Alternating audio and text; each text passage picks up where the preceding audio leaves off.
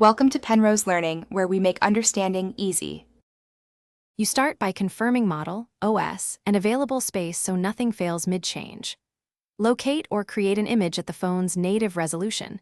This prevents cropping or blur. Once done, back up the existing wallpaper and note whether you need separate lock and home images. You want the right file format, JPEG or PNG, and a copy in a known folder or cloud. This makes the next steps fast and prevents accidental loss.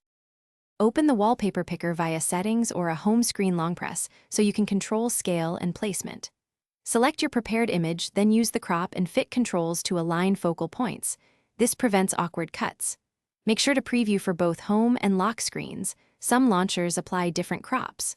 Once satisfied, apply to home, lock, or both. If your phone offers motion or parallax, toggle it on or off to conserve battery or enhance depth. If the wallpaper looks blurry or misaligned, replace it with a higher resolution copy and make sure scaling is disabled in the picker. That often fixes quality loss. Once applied, restart the launcher or the phone to clear rendering glitches. If problems persist, clear the wallpaper app cache or update the OS. Sometimes a bug causes misplacement. As a final troubleshooting step, try a trusted third-party launcher to confirm whether the issue is system. Thanks for watching. If this was helpful, leave a like and consider subscribing. See you next time.